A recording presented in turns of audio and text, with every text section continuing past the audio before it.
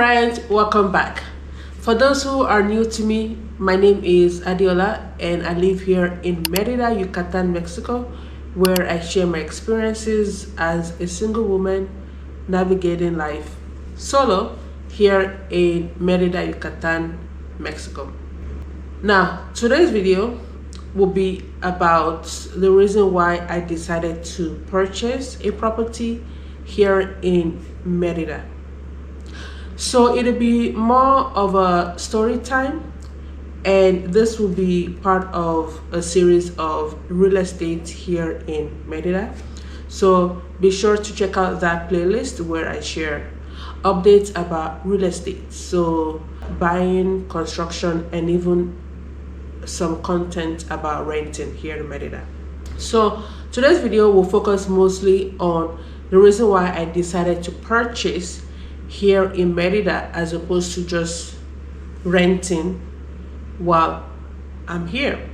Now let's rewind to 2022. Now 2022, I had been living here in Merida for over a year already.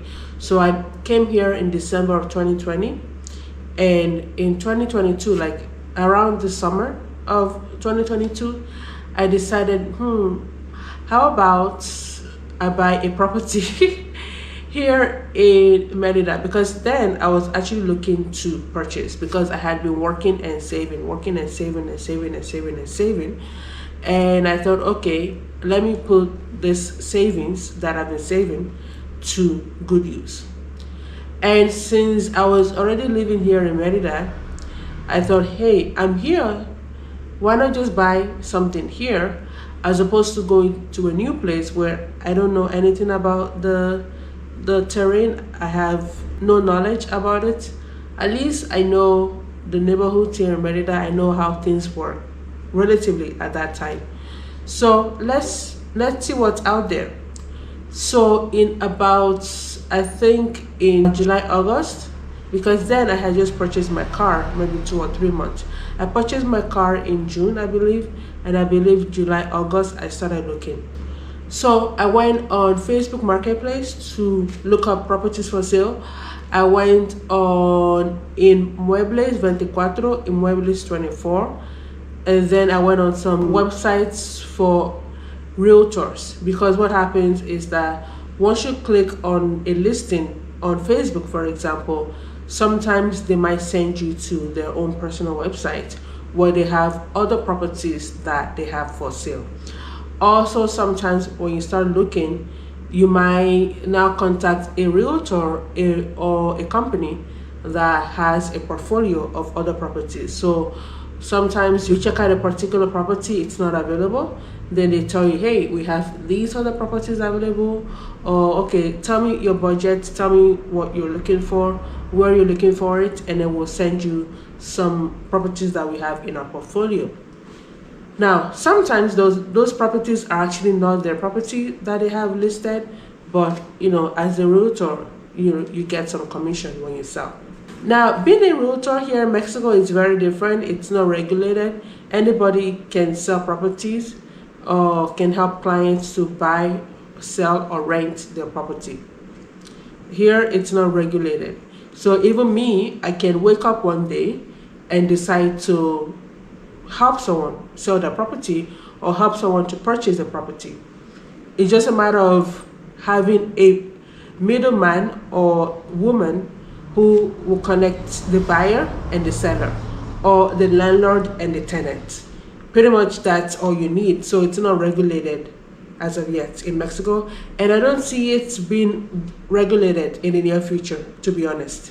Even though I'm hearing some news coming out about the real estate industry, but I think it's going to take at least a couple decades for Mexico to, crack down on that. But in the meantime, anybody can help somebody to buy or to sell the property.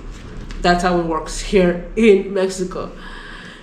So then I looked online, and then I also tried to ride my bike to some neighborhoods so I can check out some for sale signs also.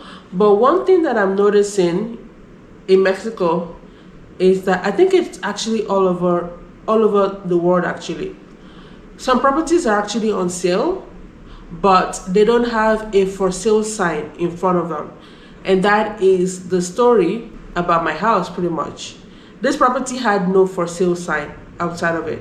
So meaning even if I had ridden my bicycle all the way here, I wouldn't have known that this property was for sale. Also, number two, the thing is, then I was living like a 30 minutes bike ride from here. Obviously, I'm not gonna ride my bike all the way here. So when I was riding my bike and driving around or riding around, I was looking at properties in the neighborhood that at least I could ride my bike to. So sometimes walking some neighborhoods, sometimes they're not effective because you can only walk so far. You can only ride a bike so far. You can only drive so far. Sometimes you can find a really good gem on the other side of the city that you never thought of, right? And that's what happened to me when it comes to this particular property. So this property is in the south of Centro, and I was living in a neighborhood called Jesus Carranza, which is like just east of Centro, a little bit outside of Centro. So when I was riding my bike, I rode to like Maya, Colonia Aleman, like I rode in the northeast, central almost of the city, and I also went to Florida, Los Pinos and such. I went to those areas because I was familiar with those areas. And then I did see a few properties that were for sale, and I called them up, asked them about the specifications on the property, like how many bedrooms, how many bathrooms, what's the size of the construction of the house, what is the size of the land, how much do you want for it, so on and so forth. So it's gonna be the same script when you start calling people or when you start sending them messages on WhatsApp. The same script. How big is it? Where is it located? Well, at least in your case, if you're gonna be riding around taking pictures, you sort of know where it's located, and it's just a matter of calling to ask for the price, right? So then I was getting like a little bit over 2 million pesos, 2 to 3 million pesos for properties that were for sale then. And I was thinking, well, this is a lot of money. It's about 100,000 to 150,000 US dollars, which I didn't have. I didn't have then. And also here, because I'm a foreigner, I don't qualify for any credit, right? Meaning that it'll have to be cash down, like cash and carry. Cash and carry. Pay for the property, they give you the key to the property, and that's it. So 2 million pesos, I didn't have 2 million pesos. So I was like, okay, let's do a budget of 1 million pesos thereabout. And then let's see what I can get from 1 million pesos. So I went back online, I went back on Facebook, and then I found a few developers. So these guys were building properties outside of the peripheral. So they were building properties in places such as Cauquel, Gran Santa Fe, Floresta, Gran San Pedro Cholul, I believe Tishkakal Opichen, pretty much outside the north, south, east, and west, outside of the peripheral. So, and then I will get in my car and I will drive and I will go check out those properties. Brand new properties, 3 bedrooms, 2 bath, 2 stories, sometimes 2 bedroom, 1 bath, 1 story, for anywhere between 600,000 pesos, so 30,000 US dollars. Then the dollar was about $1 to about 20 pesos, thereabout, 20, almost 21 pesos. So it was a really good deal. So I found some properties, very basic properties, low income, low price properties for anywhere between 600,000 Mexican pesos to about 2.2 million Mexican pesos. Brand new properties then, like moving ready, everything is all done. You just bring your furnitures in, and depending on what which developer you are speaking to, then the quality and definition will be different. Yeah, and I believe I went to Las Americas. I went to Las Americas, Azitia, I don't think so. Las Americas, and there was somewhere else that I went to, and very affordable. Now I found a property by Grupo Promotora, and they have two major developments here in Merida. One in Cauquel, Gran Santa Fe, and I believe the other one is in Los Héroes, I believe. So the properties in Gran Santa Fe, Gran Santa Fe Norte, Gran Santa Fe North, the properties were very nice, beautiful, and also Gran Santa Fe area. It's very green. They have mini privadas, so they have a few houses like in clusters, and then they were building a major park, a very beautiful area. I really love that area. And then the property I was going to buy was, I think it was 3 bedrooms or something like that, and it was, I think, 2.3 million pesos, and I really loved it. So usually they will show you their showroom, and then they'll tell you, hey, your property will be ready in 6 months, your property will be ready in a year, your property will be ready in 2 years, right? So, and that will determine the price that they give you. So let's say, for example, the property will be ready in 2 years, then you can get it at a very low cost, at a very good deal, versus, hey, the property is already ready, it's here already, or it's going to be ready in 1 to 2 months, then it might be a little bit more, right? But pretty much they're able to give you a discount because you're investing in the project. You're coming in pretty much as an investor. You're giving them money that they didn't have to build all these properties. And I checked out a few properties in different types of privadas. So there were some privadas where you buy the lot and then you build on the lot. There were some privadas whereby everything was all built, so everything looked the same. And I was just thinking about the pros and cons. The privadas, usually there's a maintenance fee, 1,000 pesos, 2,000 pesos, 3,000 pesos that you have to pay every month. So depending on how fancy the privada is and where the privada is located, that's going to determine the amounts that you pay in maintenance fee. And also it depends on the amenities of the privada as well. If the privada has like a swimming pool, basketball courts, tennis courts, all these fancy amenities, then you're going to be paying more. So I was thinking to myself, like, I really don't want to be paying so much every single month after paying so much to acquire this property. And also, as someone who actually used to own a condominium, all those condo fees that you pay every month, and most times you don't even see where that money is going. So I thought to myself, like, okay, maybe privadas might not be for me. And also the fact that a lot of privadas, they have many rules and regulations that you have to abide by, which to me was perfectly okay because, I was buying the property just for myself. But I just thought that, I came here to live a freedom lifestyle. I don't want to be living under so many rules and restrictions. So again, privadas are also not for me because even though like they might have rules regarding pets and kids, which to me wouldn't even apply to me because I don't have kids, neither do I have pets. But I just didn't want to have to deal with so many rules and regulations. And also some privadas whereby everything is all built, right? They have all the properties all built.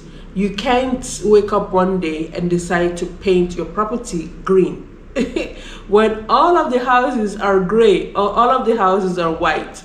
You can't wake up one day and be like, you know what, let me change things up. Let me change let me paint my house blue and pink. No, you can't do that, right? Because you're in a privada that has a theme. They have a theme pretty much that they are trying to present, right? A look that they're trying to present to prospective buyers. And also if you're a homeowner, at least you also want to preserve a particular aesthetics, right? So that it'll be easier for you to sell your property in the future, right? I think I want a colorful house, and also I want to live in a neighborhood whereby every home has its own unique color, because that's one thing that I love about many of the homes here in Mexico. A home can be painted like magenta and yellow, other one could be painted purple and lilac, other one could be painted like blue and yellow. Like, you can really test out your creativity skills when it comes to choosing out the paint and also the facade or fachada of the house. So I was like, okay, again, Privadas XXX. Privadas not for me. And one last reason why I decided not to go with Privadas was because I wanted something unique. I wanted to live in a area or on a street in a neighborhood whereby every house has its own unique character. Many of the Privadas, especially when working with these developers, the houses are all copy paste, they're all the same, which is pretty much like homes in places like Canada, for example, where everything looks the same. Copy paste, copy paste, copy paste. Now, some providers might have like 4 different models of homes, right?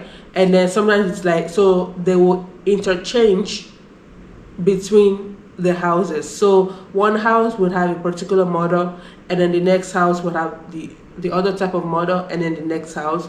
Or sometimes maybe on a particular street they'll have like 2 different models, and then on the next street they'll have the other 2 different types of the housing models that they have.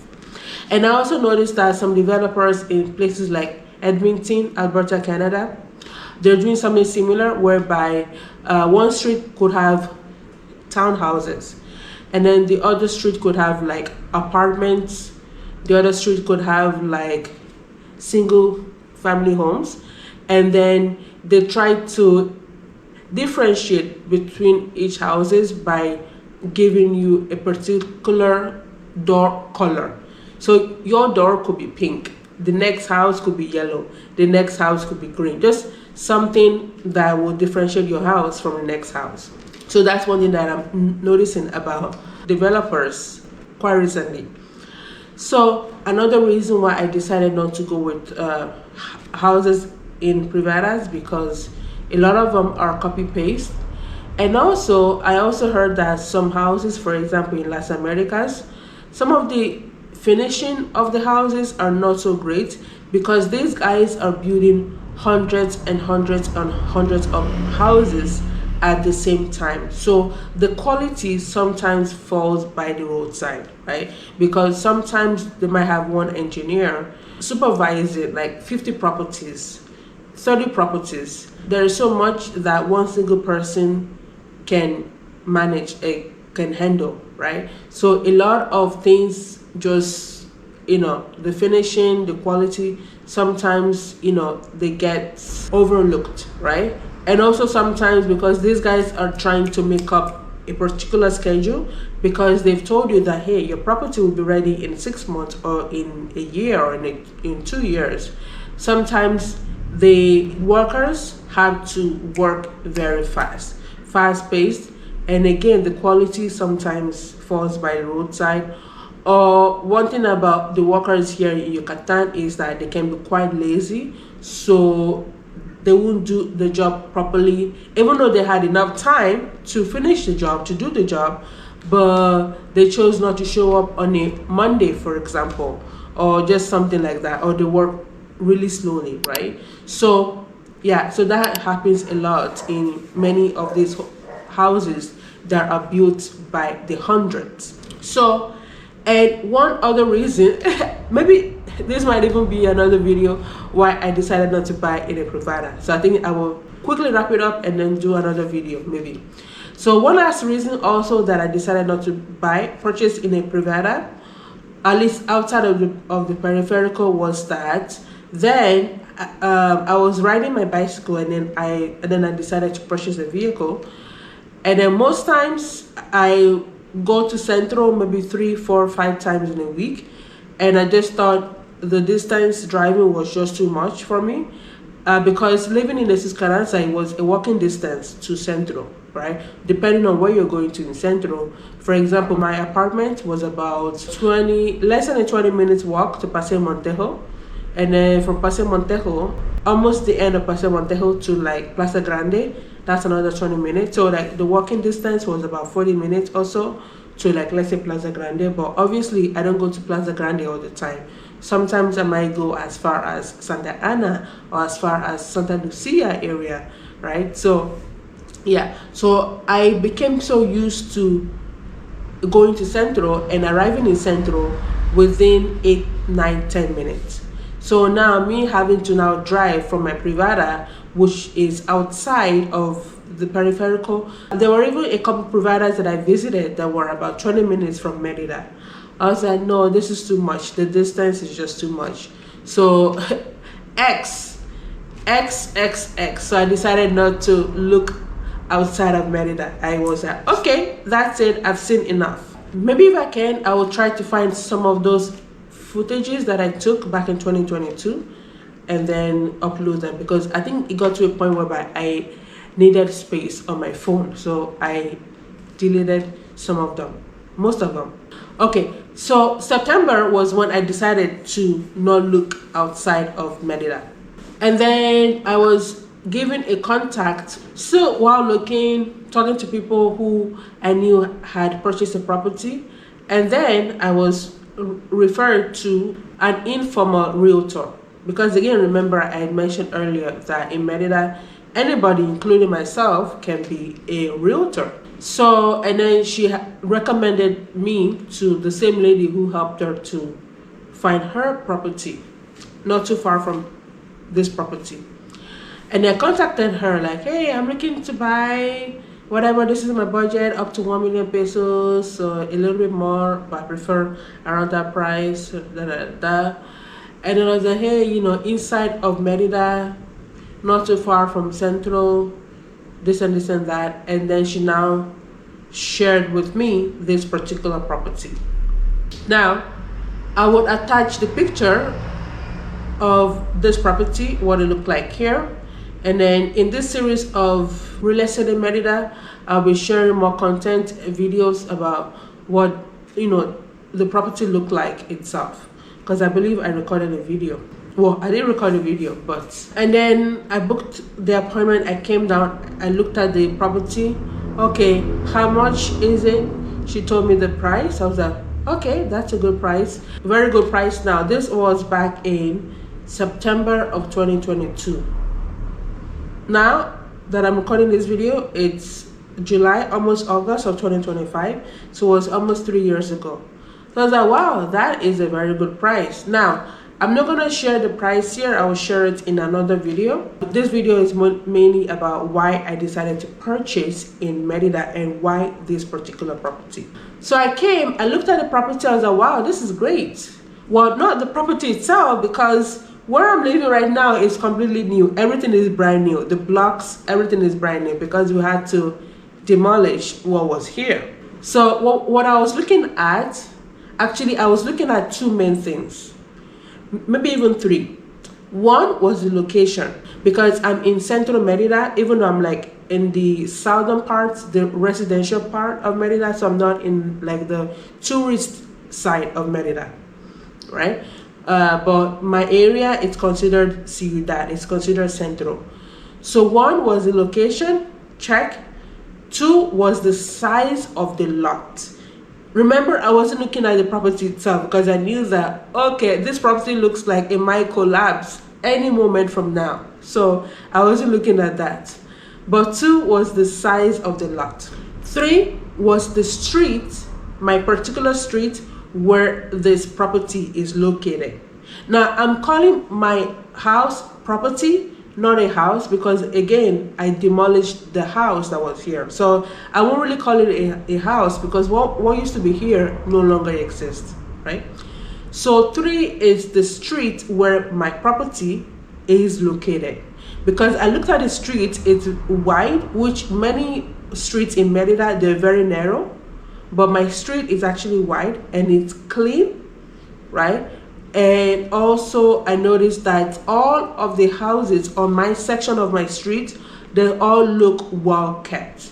Now, there are some streets you go to in Merida whereby you have some nice homes and you have some not so nice homes, because somebody had decided to move in and squatter in somebody's property. And usually I know when someone is actually living legally and illegally, because you can tell on the way that they take care of that property. But my street, all of the homes, they all look like they're in a really good state, really good condition. I was like, wow, I was quite impressed. And the next reason, I lost count now. The next reason is that when it comes to renovating in Merida, in central Merida, we have restricted areas, right? That are controlled by Instituto Nacional Antropología, and I don't remember the H, but I'll put the full meaning of INA on this video. So INA, they preserve the history of the city of Merida. Most importantly, the historic centro of Merida. So if you want to change anything about your property and the property is inside that zone, INA can make your life miserable, okay? From the time it takes them to approve the permit that you need to renovate the house. It can take up to 2 years to get the permit. And I was like, I don't have 2 years. So it can take up to 2 years, a lot of back and forth, which means that it might be expensive, or it will be expensive to get the permit. And also just the fact that, again, I said I came here to live a freedom lifestyle. So all those restrictions, rules, and regulations, even if you just want to do something as simple as painting the outside of the house. Let's say the house has always been blue, and you decided, you know what, my favorite color is pink. I want to paint this house pink. No. They're going to tell you, no, maintain that color blue, which I do understand, because actually there's a house right across from my house actually that was blue, right? It was blue in the past 2 years that I've acquired the property, almost 3 years. It had always been blue. And then the owner came one day. The owner actually lives in the state. He's Mexican, but he lives in the state. The owner came one day and was like, you know what, let me change the color of this house. And he changed it to ivory. So usually before, when I'm describing my house, I usually tell them, hey, my house, it's right across the blue house, because it's the tallest house on this street, this old area actually. It's like 3 stories. It's 2 stories and then there's a rooftop. So it's like 3 stories. So I usually tell people my house is just right across the street from the blue house. But now the blue house no longer exists, right? So I can understand why INA, they have so many restrictions, right? And then that's just painting. The inside, if you want to, demolish some walls, you want to do this, you want to do that, you need permits. And I guess it takes up to 2 years, depending on the complexity of what you're trying to achieve, right? So my house, even though it's in Central, but it's outside of INA. And I'm very fortunate because my house, it's about 2 blocks. Actually, it's not even 2 blocks. It's about 1.5 blocks from where the INA zone ends. Meaning that if I had purchased a property just 1 block, 1.5 blocks away, then I would enter INA. And I knew that this property is not in the INA zone because, like I said, every home, every house on my street look well kept, and most of the houses on my street are all renovated. They don't look historical at all. They look under 20 years old. They look under 20, 30 years old, right? So I knew that, okay, this property definitely is not in INA. So it's a go. And the last reason why I chose to purchase this property is, well, the price. The price of the property. So to summarize, the reasons why I chose this particular property was, number 1, the location, I'm in Central. Number 2, the street in Central where my house is located. And also my street, it's a residential street, so buses, they don't drive on this street because it's a small street. For me to take the bus or to take Van, I would have to walk 2 blocks. 2 blocks in that direction, 1 block in that direction. So the bus doesn't come on the street, so it's very quiet. So the street where my house is located. 3, my house is not in INA. It's not in a restricted zone. 4 is that, the price. And I think there's another reason that I mentioned, right? Oh yeah, and then 5 is the size of the lot. I wasn't looking at the property itself. I wasn't looking at the property that was here. I was looking at the size of the lot and the potential of what I could do, after purchasing. That's pretty much it. That's how I arrived on this property. So after And I came to look at this property, and I believe I brought an architect that I was thinking of maybe working with, just so she can tell me, is this gonna be expensive? Yes or no. And then I decided to purchase the property, and we went into closing, and that's gonna be another video. So that is pretty much it. The reason why I decided to purchase this property, and the process that I went through, and also how I found this property, and the journey that I went through to arrive here. So to quickly summarize it, when finding a property in Merida, sometimes you might need to talk to people, hey, I'm looking to buy, hey, do you know a realtor? Hey, I know you just bought a home, can you share the link of your realtor? Because realtors, they have their specialty. So let's say you are looking to buy a low budget house, you have realtors that specialize in low budget homes. If you're looking to buy something more in central historical, they have realtors for that. If you're looking to buy like mansions, all renovated, everything is all done, they have realtors for that. If you want to buy in privadas, they have realtors for that. If you want to buy in Cholul or Concal or places like that, they have realtors or people who specializes in those areas. And also you might need to go online, right, to look, and then through looking you will stumble or you will meet one or two realtors, because sometimes driving around, sometimes you might not find what you're looking for, especially if the property you're looking for is in a privada, because privadas, you need to be authorized to to enter a privada, so you're not going to be driving around. And also sometimes some homes, like my particular property, it had no for sale sign on the outside, so you wouldn't even know that the property was on sale, right? So sometimes you will need to talk to people. All right, so that is it, amigos. So if you have any question for me, again, remember, you can leave it in the comment section below. You have any tips or ideas you want to share, also in the comment section below. Or you have something special you want to ask me, you can send me a DM on my Instagram page at Africana Expat. And if you haven't subscribed yet, please do click on that subscribe button to be a part of the community. Or you can also click on the like button in the meantime. If this video resonates with you and you feel like someone that you know might need it, you can just click on the share to share it with them on their WhatsApp, Facebook, or just on your Facebook page. All right, thank you so much for watching, and I'll see you in the next video. Ciao.